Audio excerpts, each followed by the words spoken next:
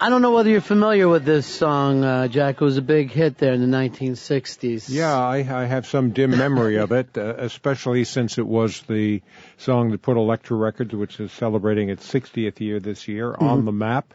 Of course, that was 17 years after I started the label. It was a long time coming. 17 years after you started the label, you had your first number one hit. Actually, 16 years, I had basically my first record on the singles chart, and that was Love's My Little Red Book. And then we had 7 and 7 Is. I produced both those tracks with Mark. I produced those with Mark Abramson. 7 and 7 Is I did on my own. And then The Doors' Light My Fire. So at a certain point, let's say 11, 12 years into this, and you're not on the charts yet, did you have people saying, you're just...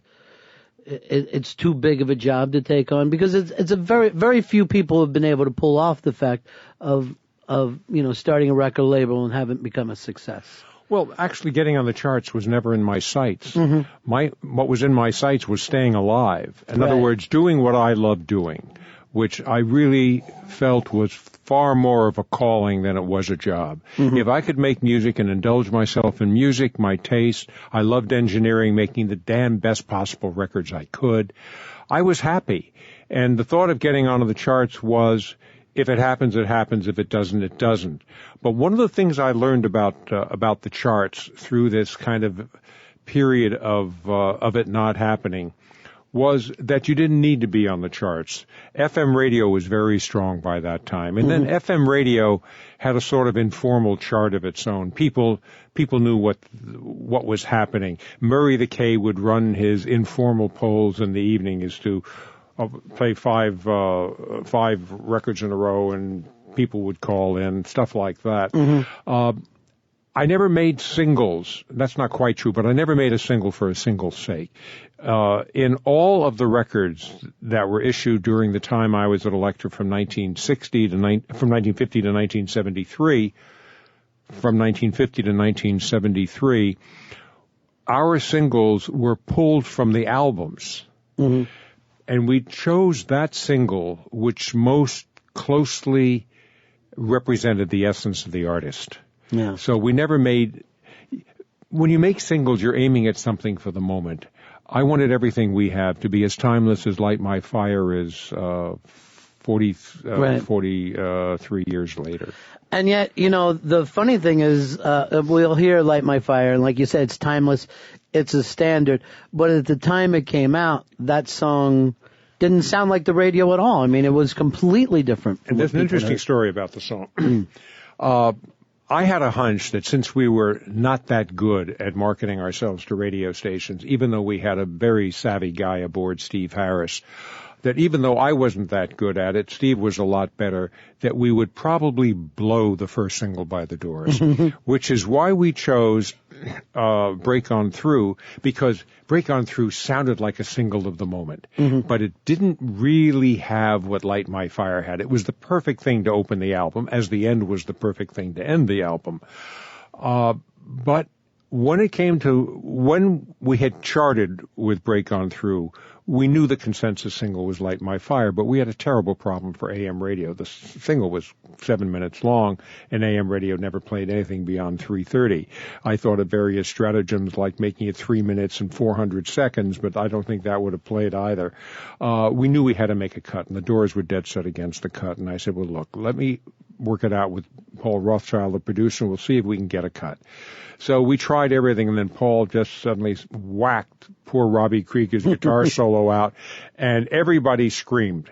But then Jim Morrison said something very smart. He said, imagine you're a kid in Minneapolis, and you hear Light My Fire as it is now.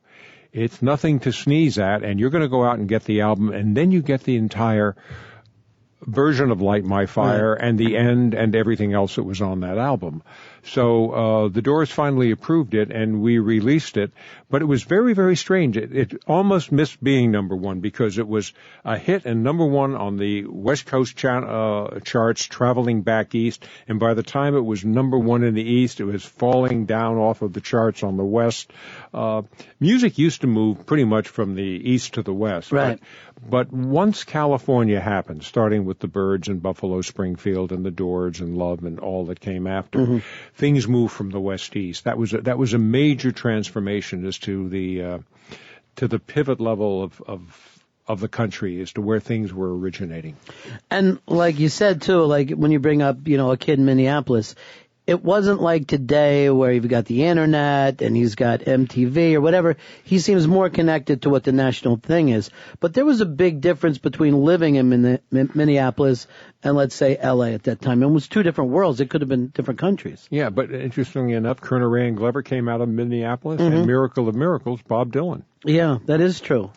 But they all had to go somewhere. You had to go east or west. Everybody moved east because that's where the media centers were. That's where radio was. You've got the internet. You also have Sirius XM, which has a national audience. No broadcast system has ever had a national audience. Everybody singing in their cars or at home, listening to the same song at the same time. Right. And when it was easier to create a national consensus than it is today, that would have been a very, very powerful tool. But it happened regionally. Yeah. For you said you did the Love record before. Yeah. Which is still a record that hasn't gone away. It's been used in movies and stuff like that. I guess Wes Anderson reused it again in a movie. Yeah. And it's such... again, and there's something about the albums that you guys made in those days where timeless is the word to use. Yeah, I think that's true. I was making albums for me. I looked upon myself as a representative of the audience. But after a while, you get some sense of what it is you're doing. And by the time I was dealing with Love and the Butterfield Blues Band and the Doors, I had 15 years at least of doing this. And so I became sure of myself. But and I did most of the signings. I got talked into signings, like Danny Fields talking me into the Stooges, a band I never heard of, but he believed in them so much I went along with that belief. We made an album did not get out on Elektra unless I felt that the reason we had signed this artist was reasonably well recognized by the record that came out of the studio. And if that didn't happen, and I didn't think it could be fixed, we gave the masters to the artist and wished them well. Rather than release it and have it fail, which would really hurt the artist, let them go out with a finished master, do whatever they want to do with them, and see if they could place them elsewhere. The Doors was a band that was still in chrysalis when I first saw them. And a lot of credit goes to Paul Rothchild, who rehearsed them in the studio for 2 weeks. I generally knew everything that was going to go on a specific record, and I had already played with rough tapes at home to program it and to see what the sequencing might be, noting the key changes, if there were key changes within the songs, noting the modulations, noting whether there was a fade or a tacit, things of that type, and then figuring out what the mood of the album would be. There's another thing about the Doors. For instance, Robbie Krieger wanted to use a wah-wah pedal.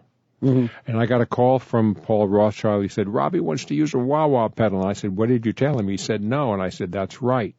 We don't want anything of 1967 or 66 or 68 even to be on that record. Because the one thing I sensed about the Doors early on, not when I first saw them because I had to go back 4 nights before I got it, but when I got it, I understood that they were a band with a very fine architectural line, almost like the German Bauhaus school, of no embellishment, no ornament, very, very direct.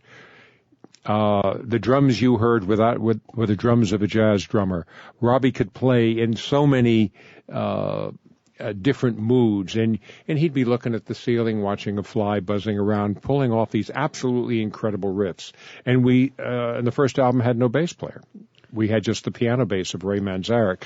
So we had 4 guys who were really very, very tight, who had something that they wanted to say, and they were thrilled to be on Elektra when I was finally able to sign them, because they had been on Columbia Records, and Columbia Records had never put them into the studio. And so they came out of that experience a little leery of record companies. Fortunately, we had a couple of things going for us. One was we had done the Love record and had been successful with it by their standards. 150 to 250,000 was, wow, if we can be that big, we'll be happy. I had done a group from Minneapolis called Kerner Rand Glover. They all loved that record. And I could speak whole sentences, which was not usual for California. And the fact that they could talk to me, they could come into the office anytime, they didn't need to call anybody for an appointment, made it a very good and very easy relationship. Well, I can't imagine there was too many other record companies where the head of the label also could engineer a record, could produce a record, and like you said, be able to go over and figure out what sequence you wanted into. That has to be such a unique thing, even still. Well, you had people like Ahmet Ertegun. If he couldn't run the engineering, he could write a song and he could help out with a song. When you start something, when an industry, a business is new, as it was in 1950, the LP record was when I started less than 2 years old, and yet that was a game changer. The way digital files today are a game changer. You learned everything because you had to do it. I couldn't afford studios, so I recorded in people's homes. It had the virtue of being inexpensive and intimate. And for folk music recordings, I wanted a very close sound, as if the singer were out in front of the speakers. Remember, all those records were mono back then. Yeah. So you learn that stuff. And after about 10 years, you begin to get some minor level of mastery at it. But was there any time that you thought to yourself, oh, I need a partner, I don't want to do this part of the business, I want to stay in the studio?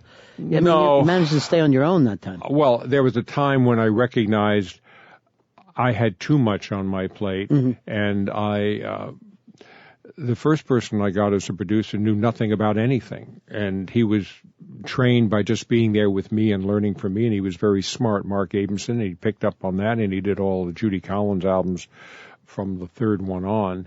I did the first two, and he was just terrific. And then the very famous Paul Rothschild walked into my office one day wanting to borrow one of my artists for a project he was doing on Prestige, and I'd say about 2 hours later, at the end of the afternoon, he left as a new Electra staffer. And he did remarkable work with Joseph Spence, with Tom Rush, and of course the Doors.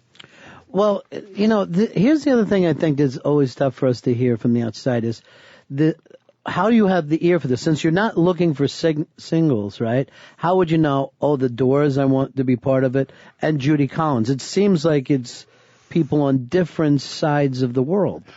I have a standard set of questions I apply to myself and I think most A&R people, or people who do artists and repertoire, as it's called, have some similar catechism that they go through.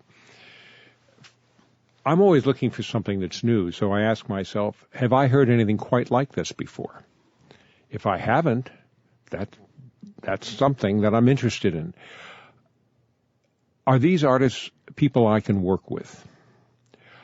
Will I have fun? Will I make something that's lasting?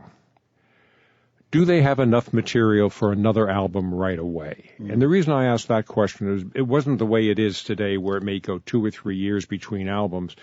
After the Doors released the first eponymous album in 1967, Strange Days came 9 months later. Now, they were number one on the charts, and they were back in the studio recording Strange Days. One of the reasons I always find that question very important, do they have enough for another album? And if the questions come up, yes, you just find out what it takes to sign the artist. What it took to sign the Doors was not only the fact that I was moderately aimable and the label had a reputation and they liked the other things we had done, but I was able to put myself in their shoes. And I said, if I were the Doors and I had been tossed off of Columbia, what would make me comfortable? And the answer was to guarantee the release of 3 albums no matter what they recorded. That was the thing that got them. I had enough faith in them to stick through 3 albums. Yeah. And of course, you don't know that they were going to have this long-lasting career. So you, at that time, Did it seem to you the Beatles is going to be short-lived, the Stones, the Doors, that maybe none of this would be any more than a fad? Or did you think that you'd still be able to make money as the years went by? Well, I had now been in the business, say, 16 years. Mm-hmm. And the records I released in 1952 were still selling. Yeah.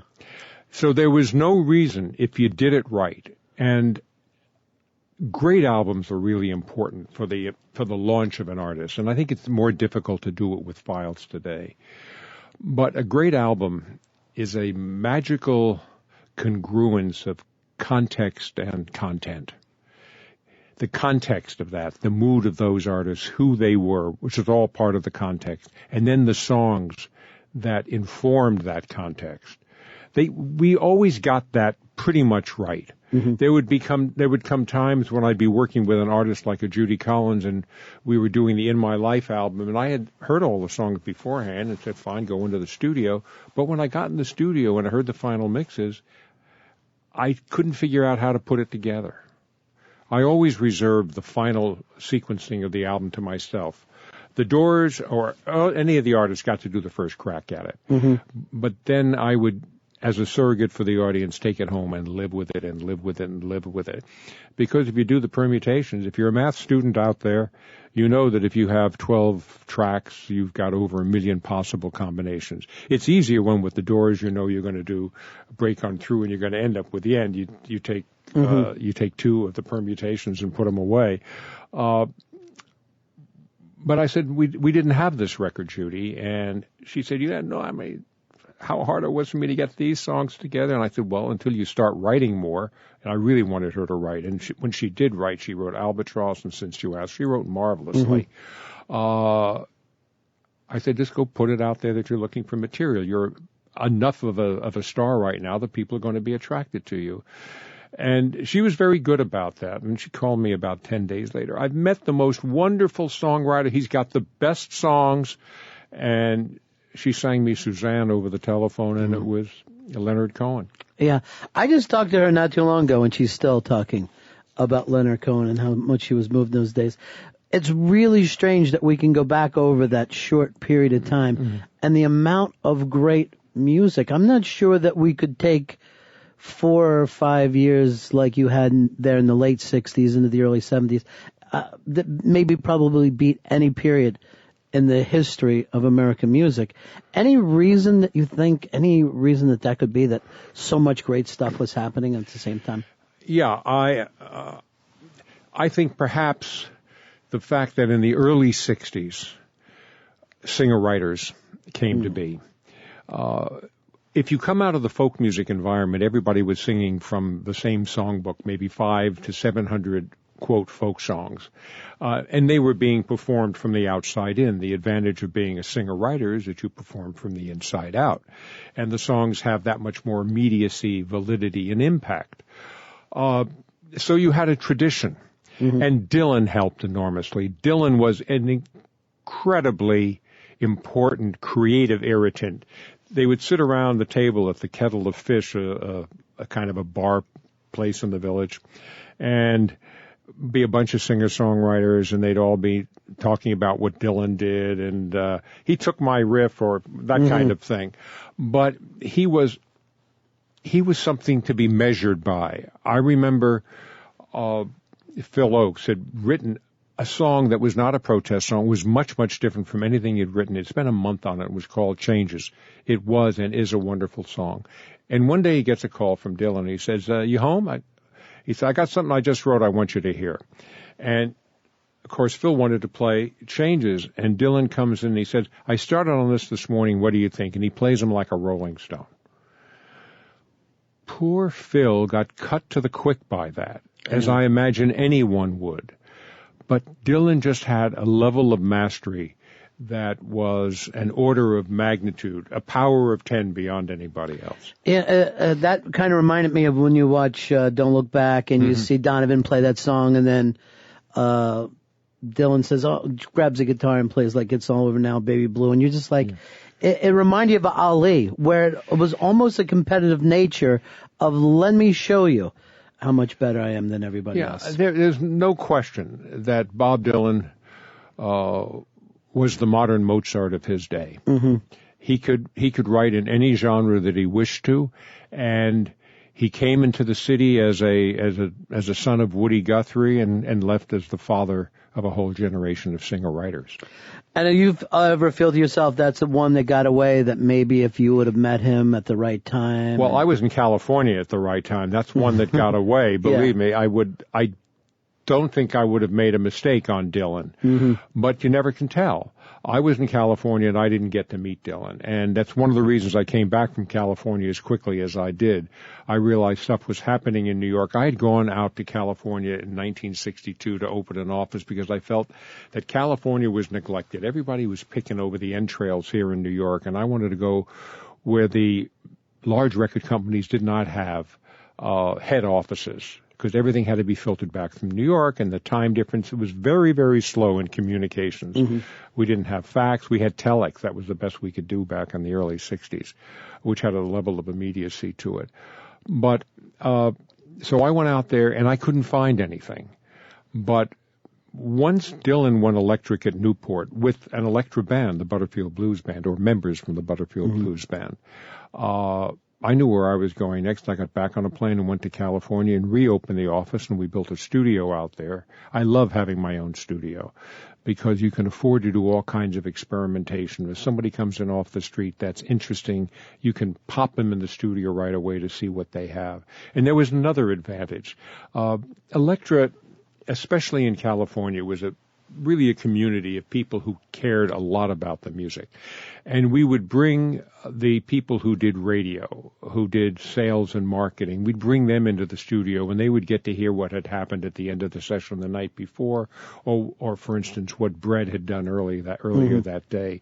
So they got to have early ears on it, and we'd get their reaction. We had all kinds of crazy things that we used to do that I think have been forgotten.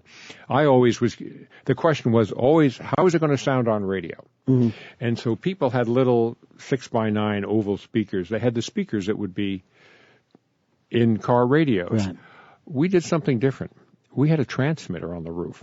We had a 15-watt exciter, and we could broadcast on an empty part of the band.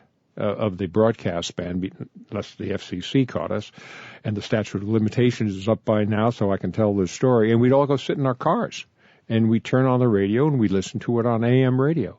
You couldn't do that in the studio, but it worked for us. It was stuff like that. It was a sort of always putting yourself in the listeners, in the position of the listener or the position of the artist. I think that was really so important at the label. And we cared. Mm. We cared. And you had people that, and you were drawn to people that could write. It was always like a Jackson Browne. Did you feel like people like that you had the eye for pretty quickly? Geffen signed Jackson Browne, but we signed Jackson Browne to a publishing contract. We had an experiment going that really was haywire, called the Paxton Lodge in Northern California, where a wonderful crazy named Fraser Mohawk had this idea, which he told me the final morning of the Monterey Pop Festival. He said, what if we took kids from the city and we took them out to someplace idyllic in the country, and we built a studio there, and we let them marinate with each other and see what would happen? I said, wow, that sounds like a good idea. But then I put probably the member of the asylum who was the craziest in charge of this thing, and it was 6 months of hedonistic retreat, of which Jackson was a part. But Jackson came out of that experience. We tried to do a Jackson record up there, and it didn't work. He came out of that experience saying, too much dope, too much stuff going on. I don't want to do this. I'm going to find myself and find my center. And he did. So I guess if it only contributed to Jackson making a life change for himself, then that was fine. But I guess that was the other tightrope that you're walking this time, of how to, make this on the edge music and not go slipping. Yeah, that's interesting you should say that, because I used to go off with Jim Morris, and we talked mostly about movies and literature and stuff, and he was well-read and very well-movied. And I said something which seemed mildly reactionary to him one day, and he said, Jack, you got to get further out there on the edge. And I said, I love being on the edge. The trick is not bleeding. Right. And I guess he bled. It was losing Jim was horrible for all of us. I know I watched the last documentary that came out on the Doors, and you see a lot of footage of Jim that I had never seen before. Yeah. But there was always something in his eyes I thought that was a little more disconnected, even in the earlier days. And it wouldn't have surprised me, like, if maybe he just had the slightest bit of autism or whatever it had to be, but it didn't seem like he was completely in that reality with everyone else. I think that's exactly right. And I think what Jim did was he put 90% of himself there and 10% of himself watching what he was doing there. Uh-huh. So it was like having a two-camera shoot. Yeah. There was always something else going on, and he was viewing it through yet another lens. That's very, very, very true. Yeah, I tried to watch it to say, oh, when did he turn? But even in the earliest things, before he signed with you guys, you could see three people would be looking one direction and one would be looking in a different. You guys did so much work with the Doors in such a short period of time that if he hadn't died in Paris, do you think the Doors would have went on, or do you think there would have been a long break there, or solo projects? Or do you ever get back to think about that kind of stuff? Oh, absolutely, because the last time I saw Jim was the official opening of our Studio A. We had built a smaller Studio B first, and then I decided to build another studio. And he jokingly said to me, I'm going to come over tonight to see what my money bought. And he came on over, and I knew he was going to Paris, and we hugged. And afterwards, and then he went on his way, and then something told me to turn back and take a look, and there was Jim, and he waved at me, and I had such a distinct sense that we were never going to see him as part of the group again. I think that if you take a look at the skein of records over the years, you have this wonderful launching record with the Doors, and then you have Strange Days, and then you have Waiting for the Sun. And then you get into the Soft Parade and Morrison Hotel and L.A. Woman. That is a whole arc, and L.A. Woman is the proper ending bookend. Riders on the Storm is the way to go out, and Break On Through was the way to come in. So interesting to talk to you. You got well, you're not writing the next book. It's about the early days? The book was written by Mick Houghton, who was an Electra scholar. There are a lot of Electra scholars around the world, and I fortunately know most of them. Whenever I'm stuck for a record, these guys always have it. It's about the early Electra, and it's called Becoming Electra. It's about my years, which went from 1950 to the end of 1973. It is lavishly illustrated, 96 pages, including every cover of every record that I ever produced. And frequently, I would be unhappy with a cover. My art director, Bill Harvey, would talk me into something that 2 months after it was out, I felt kind of itchy in my skin, so we go do it again. All of those are in there as well. It's a beautifully written book, very, very accurate, great scholarship, and the illustrations are to die for. It's called Becoming Electra. Becoming Electra, and of course, the book that you did a couple years ago is Follow the Music. And there's so much to your career outside of Electra. I'm sure people love to hear you talk just about business, about being an entrepreneur all the time. Well, I'll be happy to talk. You ask the questions and I'll answer. About being an entrepreneur, I never thought of it as business. I thought of it as a calling. And my goal was to see if I could make enough money to keep myself alive and build a catalog. Because the one thing I understood was if I had a catalog, it would keep me alive over time. Maybe the record only would sell 50 to 100 copies a month. But if I had enough of those, and then I devised the sampler record back in 1954. That accelerated the trend. Then I ran into, I had the opportunity to record artists like Josh White and Theodore Bickel and Bob Gibson and things that came on over time. And when I couldn't find something to record, I'd record something else. For instance, in the early 60s, I couldn't find anything worth recording. I'd gone out to California, and the only thing I found worth recording was Judy Henske. So I came back, and I'm wondering one night what I should be doing, and I'm suddenly drawn to my wife had television or something on, and I'm looking at the television show, and I'm seeing a car crash or some sound effect, and I ask myself, gee, I wonder if there's stereo sound effects. We just began to have stereo LPs in the mid to late 50s, and it turned out there weren't any. So I did 13 albums of sound effects, which sold over 1 million copies in the aggregate of something that had no royalties to pay to the cars that got crashed, no copyright, no union trust fund monies or anything like that, where all of that profitability went back in to fund the next crazy idea I had. So who was the market for the sound effects? Amateur theatricals, people who were beginning to make videos or 8mm films and stuff. Radio stations were very, very big. Mm-hmm. Production libraries, film companies, commercials. We sold a lot of them. Now, did you think... Plus Marlon Brando, who loved the sound effects series. He wore out Volume 5, and I never figured out why. He would call up the office and say, I need another Volume 5 in the Marlon Brando voice, which I won't even try to imitate. So he would just sit around and play this stuff for fun. He'd play it for fun. Yeah, or movies in his head that he was making. Yeah, I had no idea why he did it, but it's stuff like that. And the money from that made Elektra very solid. And then I did the Nonesuch label, which was Baroque and classical music. A strange thing to come out of my head, but I was looking for something, and I based it upon a memory I had as a kid in college, when records were $5.98, $6 each, and I could only afford to buy one of the 2 LPs. What, I said to myself, is it possible to make a high-quality record and sell it for half the current list price of a classical record, of a standard classical record, which would be $2.50? And I started working it out on a paper tablecloth. I'm big on paper tablecloths. I always pull the pen out and try to jot down an idea. And by the time the person who was meeting for dinner got there, I had the whole thing sketched out. And he thought I was crazy to go up against Vanguard and the major labels, but I didn't think so.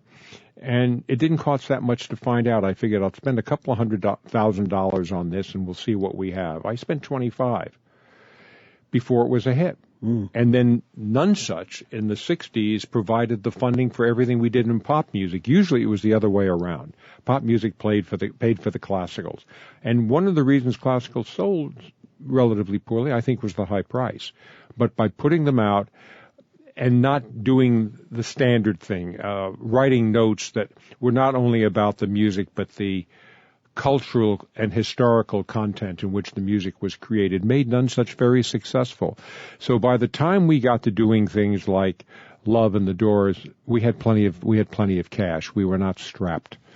And from a personal point of view, did you have the same kind of love for all this music? I mean, did it touch you in the same place when you would listen to classical music or folk or the Doors?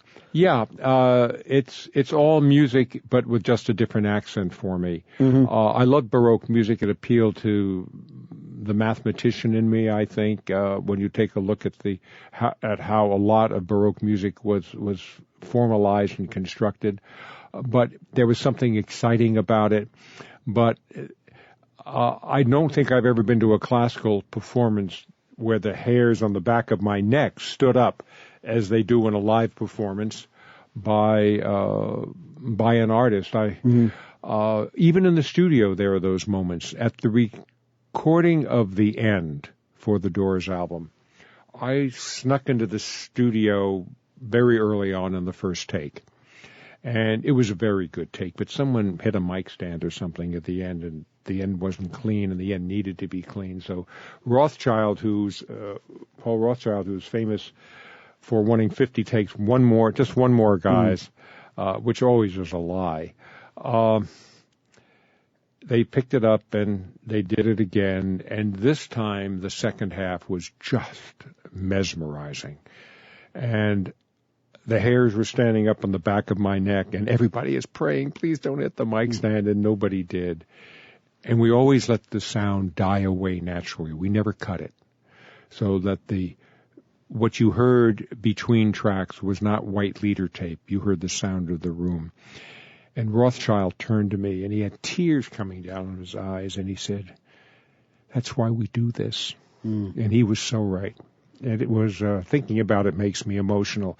It's those magic moments that keep you going and that you absolutely never forget. And I've been privileged to work with the best. I've had wonderful artists. And I'm wrong about artists sometimes. I didn't think that, based upon Carly's audition tape, Carly Simons, that she was much of a writer, but I thought she was a very skilled interpreter. But then she played me some things she had written, and those are pretty neat. So we let her go in with an album that she had totally written. And then the trick was to find the single there. And the single that I chose was tough time, if I was a DJ, I'd have tough time pronouncing today. That's the way I always heard it should be. And everybody wondered, are you crazy to pick that? I said, no, I don't think I am. This is what this album is about. It's capsulized in this song. And it turned out to be the case. Women, whom I knew were her main audience, got that song. They got who she was.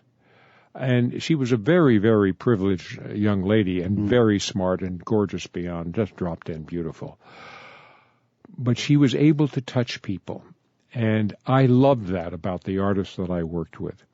And even the Stooges got to me after a while. I got the Stooges. And then there would be artists who would just show up at your door one day like bread.